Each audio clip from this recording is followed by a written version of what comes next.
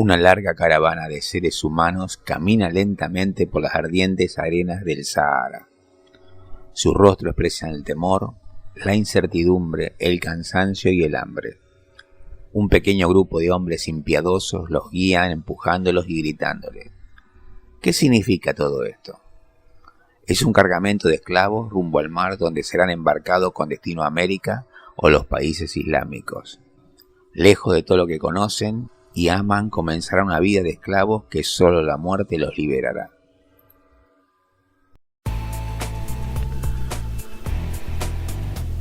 Tu donación ayuda a continuar creando buenos contenidos. Los videos que te presento conllevan horas de laboriosa edición, sin contar la investigación previa y pensar la manera de mostrarlos. Si te gusta el canal y crees que los videos son buenos, te pediría que consideres la posibilidad de hacer una donación. La cantidad la decides tú. Eso ayudaría mucho a continuar haciendo muy buenos videos de variados temas. Los enlaces los encontrarás en la descripción del video.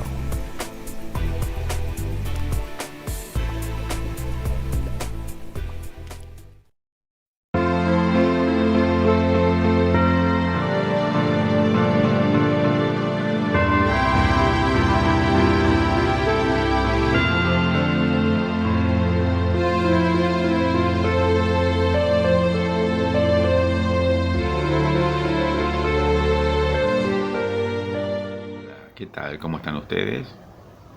Bueno, aquí estamos de vuelta con otro de nuestros videos. Esta es la serie sobre la esclavitud africana y bueno, es la segunda parte de la historia de esta infortunada raza que ha sido asaltada por varios pueblos de otros continentes y a sus individuos los han capturado para servir como esclavos. En África la esclavitud, como ya vieron en el primer video, se practicaba. Los mismos africanos capturaban a otros, digamos, unas tribus poderosas capturaban individuos de tribus más débiles y los convertían en esclavos, como también a prisioneros de guerra. Y bueno, pero también África no solamente entre africanos se practicaba, sino también fue invadida, digamos, por musulmanes. Y estos también empezaron a capturar o a comprar esclavos y a llevarlo a los países islámicos, del norte de África, de Irak, Persia, en fin. Eran como trabajadores domésticos o como trabajadores en las plantaciones. Pero hay otros actores también en este tipo de drama. En el siglo XV empezaron a aparecer los europeos. Europa ya empezó a tener barcos que permitían los viajes oceánicos y bueno, empezaron a salir de su continente y aparecieron en África. Y como llegaron a España y Portugal tenían colonias en América y empezaron a tener plantaciones, ¿no? Debido a las grandes extensiones americanas y a lo fértil del suelo para cierto tipo de plantaciones, como el café, el cacao, trigo, maíz y otras cosas, necesitaban mano de obra barata, o demasiado barata, y no se le ocurrió mejor que ir a África a buscar a estos pobres diablos y llevarlos a América, principalmente en Brasil, en el Caribe y en el sur de Estados Unidos. Y esto se conoce en la historia como el comercio transatlántico. Países como Portugal, Gran Bretaña, los Países Bajos, Francia, han estado muy involucrados en este tipo de tráfico. Y bueno, esta es la historia de esta parte de la esclavitud, este drama que vivieron los habitantes de África. Los europeos llevaron este tipo de tráfico a una escala industrial, son los que más han traficado, más que los islámicos. Y esto es lo que vamos a ver. No le digo más, está todo en el video, no es muy largo y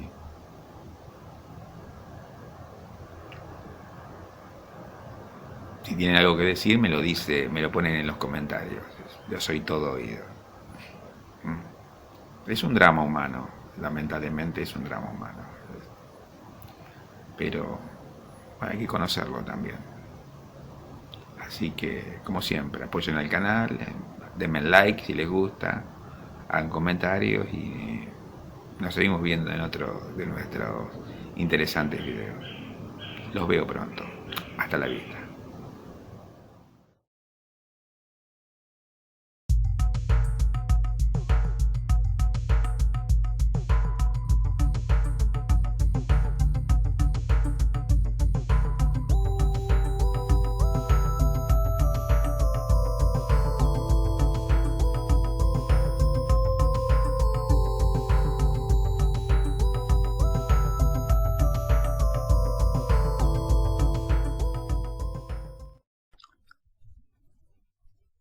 El comercio atlántico de esclavos, también conocido como comercio transatlántico de esclavos o simplemente como trata atlántica, hace referencia al tráfico de esclavos que tuvo lugar a través del Océano Atlántico entre los siglos XVI y XIX. La inmensa mayoría de los esclavos sometidos por este tráfico provenían de zonas centrales y occidentales de África, habiendo sido capturados por africanos de tribus más poderosas, quienes los vendían a comerciantes europeos, que los transportaban a América para venderlos. Allí, los esclavos eran obligados a trabajar en las plantaciones de café, azúcar, tabaco y algodón, en las minas de oro y plata, en los campos de arroz, en la industria de la construcción, en la madera, en la construcción de barcos y en hogares como sirvientes. El comercio de esclavos es denominado maafa por académicos modernos africanos y afroestadounidenses, término que significa holocausto o gran desastre en suajili, un idioma de África Oriental. Visión general. El Imperio portugués fue el primero en participar en el comercio de esclavos para el Nuevo Mundo en el siglo XVI y pronto siguieron otros. Los propietarios de barcos de esclavos consideraron a los esclavos como un cargamento que debería transportarse a América lo más rápido y barato posible. Los primeros africanos llevados a las colonias inglesas fueron clasificados como sirvientes contratados y también como aprendices de por vida. A mediados del siglo XVII, la esclavitud se había consolidado como una casta racial. Los esclavos negros y sus descendientes eran propiedad oficial de sus dueños y los niños nacidos de madres esclavas también se consideraban esclavos. Como propiedad, las personas se consideraban un tipo de mercancía o unidades de trabajo y se vendían en mercado, junto con productos y servicios. Los principales traficantes de esclavos del Atlántico, ordenados por volumen de comercio, fueron los imperios portugués, británico, español, francés y neerlandés, además de Estados Unidos, especialmente la región sur. Establecieron puestos de avanzada en la costa africana donde compraban esclavos a los líderes africanos locales. Las estimaciones actuales son de aproximadamente 12 millones de africanos fueron transportados a través del Atlántico, aunque el número de las personas compradas por traficantes de esclavos es considerablemente mayor. Trasfondo histórico. Al descubrir nuevas tierras a través de sus exploraciones navales, los colonos europeos pronto comenzaron a migrar y establecerse en tierra fuera de su continente natal. Frente a las costas de África, los emigrantes europeos, bajo las órdenes del Reino de Castilla, invadieron y colonizaron las Islas Canarias durante el siglo XV, donde dedicaron gran parte de la tierra a la producción de vino y azúcar. Junto con esto, también capturaron a los nativos de las Islas Canarias, los guanches, para usar a los esclavos tanto en las islas como en todo el Mediterráneo cristiano. Utilizando las Islas Canarias como base naval, los europeos, en ese momento principalmente comerciantes portugueses, comenzaron a trasladar sus actividades por la costa occidental de África, realizando redadas en las que capturaban esclavos para luego venderlos en el Mediterráneo. Aunque inicialmente tuvo éxito en esta empresa, no pasó mucho tiempo antes de que las fuerzas navales africanas fueran alertadas sobre los nuevos peligros, y los barcos portugueses comenzaron a encontrar una resistencia fuerte y efectiva. Para 1494, el rey portugués había firmado acuerdos con los gobernantes de varios estados de África Occidental que permitían el comercio entre sus respectivos pueblos, lo que permitía a los portugueses aprovechar la economía comercial bien desarrollada en África, sin entablar hostilidades. El comercio pacífico se convirtió en la norma en toda la costa africana, aunque hubo algunas raras excepciones en las que los actos de agresión desembocaron en violencia.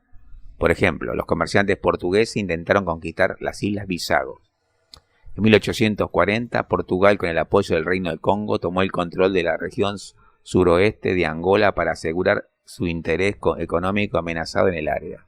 Aunque Congo se unió más tarde a una coalición en 1870 para expulsar a los portugueses, Portugal se había asegurado un punto de apoyo en el continente que continuó ocupando hasta el siglo XXI. A pesar de esos incidentes, la violencia ocasionada entre fuerzas africanas y europeas, muchos estados africanos se aseguraron de que cualquier comercio se desarrollara en sus propios términos. Por ejemplo, imponiendo aranceles aduaneros a los barcos extranjeros. En 1525, el rey de Congolese, Alfonso I, se apoderó de un barco francés y su tripulación por comerciar ilegalmente en su costa. Viaje atlántico. El comercio atlántico esclavo comenzó tras las primeras relaciones entre continentes que pusieron en contacto el viejo mundo, Europa y África, con el nuevo mundo, América. Durante siglos, las corrientes habían hecho a los viajes a través de los océanos especialmente difícil y arriesgado para los barcos disponibles en esa época, lo que había impedido el contacto entre esos continentes. En el siglo XV, sin embargo, los nuevos desarrollos tecnológicos europeos permitieron la construcción de buques mejor preparados para enfrentarse a la alta mar y esas corrientes, lo que hacía posible los viajes por el océano Atlántico. Al lograrlo, los comerciantes europeos entraron en contacto con las sociedades que en la costa oeste de África y América, con quienes nunca antes habían tenido relación. Esclavitud africana. La esclavitud era practicada en algunas partes de África, Europa, Asia y América antes del comienzo del comercio atlántico de esclavos. Existe evidencia de esclavitud llevada a cabo por algunos de estos estados africanos, quienes exportaban esclavos a su vez a otros estados africanos, europeos y asiáticos con anterioridad a la colonización europea de América. El comercio atlántico de esclavos no fue el único comercio de esclavos que tuvo lugar en África, aunque fue de mayor volumen e intensidad. Tal y como Elikia Mbokolo escribió en Le Monde Diplomatique, el continente africano fue sangrado de sus recursos humanos por todas las rutas posibles, a través del Sahara, del Mar Rojo, desde los puertos del Océano Índico y a través del Atlántico. Al menos 10 siglos de esclavitud en beneficio del mundo musulmán, desde el siglo IX al XIX, 4 millones de personas esclavizadas exportadas a través del Mar Rojo, otros 4 millones a través de los puertos Suajili del Océano Índico, aproximadamente 9 millones en la ruta de las caravanas transsaharianas y de 11 a 20 millones, dependiendo del autor, a través del Océano Atlántico. Colonización europea y esclavitud en África Occidental.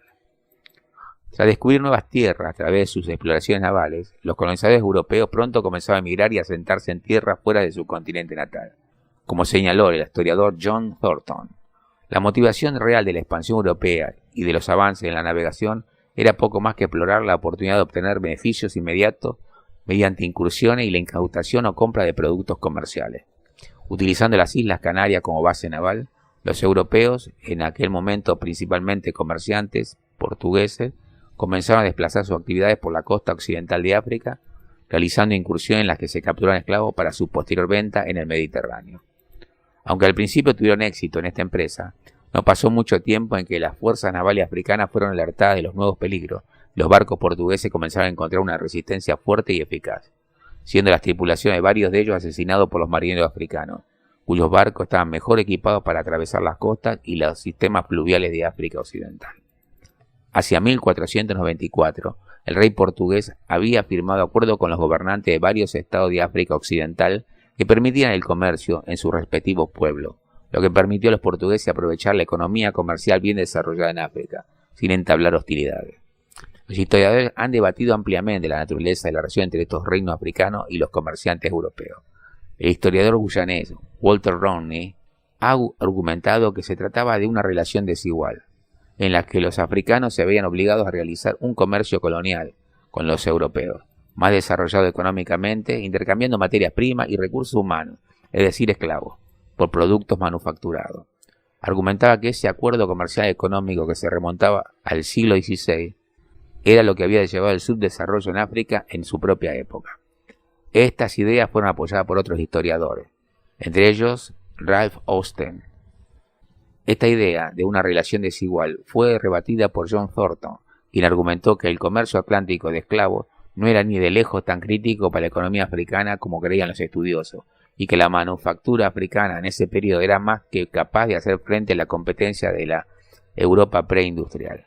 Sin embargo, Anne Bailey, comentando la sugerencia de Thornton de que los africanos y europeos eran socios en pie de igualdad en el comercio de esclavos en el Atlántico, escribió: ver a los africanos como socios implica igualdad de condiciones y de influencia en los procesos globales e intercontinentales del comercio. Los africanos tenían una gran influencia en el propio continente, pero no tenían ninguna influencia directa en los motores del comercio en las empresas de capital, las compañías navieras y de seguros de Europa y América, o los sistemas de plantación en América. No ejercieron ninguna influencia en los centros de fabricación de edificios de Occidente.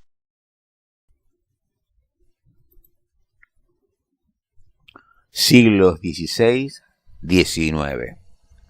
El comercio atlántico de esclavos suele dividirse en dos épocas, conocidas respectivamente como el primer y segundo sistema atlántico. El primer sistema atlántico fue el comercio de africanos esclavizados hacia principalmente las colonias americanas de los imperios español y portugués. Representó solo alrededor del 3% de todo el comercio atlántico de esclavos. Comenzó en una escala significativa hacia 1519 y se mantuvo hasta 1580, cuando Portugal se unió temporalmente con España. Mientras que los portugueses comerciaban por sí mismos con esclavos, el imperio español utilizaba el sistema del asiento, concediendo a los mercantes, mayoritariamente de otros países, la licencia para comerciar con esclavos con sus colonias. Durante el primer sistema atlántico, la mayor parte de los comerciantes fueron portugueses, quienes ostentaron un cuasi monopolio de ese tráfico. Aunque algunos comerciantes holandeses, ingleses, españoles y franceses también participaron en el comercio de esclavos. Tras la unión, Portugal quedó debilitado, siendo su imperio colonial atacado por los holandeses e ingleses. Principales regiones de procedencia de esclavos en África entre los siglos XV y XIX. El segundo sistema atlántico se refiere al tráfico de africanos esclavizados realizado mayoritariamente por comerciantes británicos, portugueses, franceses y holandeses desde el siglo XVII. El principal destino de esta fase fueron las colonias caribeñas, Brasil y Norteamérica, a medida que un número de países europeos construían colonias económicamente dependientes de la esclavitud en el Nuevo Mundo. Entre los proponentes de este sistema están John Hawkins y Francis Drake. Solo una cifra ligeramente superior al 3% de las personas esclavizadas fueron comerciadas entre 1450 y 1600. El 16% en el siglo XVII y más de la mitad de ellos fueron exportados en el siglo XVIII, siendo el restante 28,5% objeto de tráfico durante el siglo XIX. En una fecha tan tardía como 1860, llegó a Alabama el último barco negrero estadounidense, el Clotilde. A bordo iban más de un centenar de esclavos capturados en África. Hacia 2019, se creyó que el último superviviente de ese grupo fue Owale Kosola, renombrado Cucho Lewis, que murió en 1935. Pero una investigación de aquel año señaló a una mujer llamada Rodilla, a la que su amo le puso el nombre de Sally Smith, como la última esclava africana, ya que murió 2 años después, en 1937. Comercio triangular. Los colonialistas europeos inicialmente practicaban el sistema al mismo tiempo de trabajo forzado y de esclavitud de nativos americanos, esclavizando a la mayor parte de los nativos del Nuevo Mundo. En los territorios españoles, las leyes nuevas protegieron a los indígenas desde el mediados del siglo XVI, y los africanos reemplazaron a los nativos como la principal población esclavizada de América. En los territorios portugueses, ingleses, franceses y holandeses, los nativos siguieron siendo esclavizados o directamente aniquilados y sustituidos por mano de obra esclava africana. En algunos casos, como el de las islas del Caribe, las guerras y enfermedades como la viruela eliminaron a los indígenas completamente.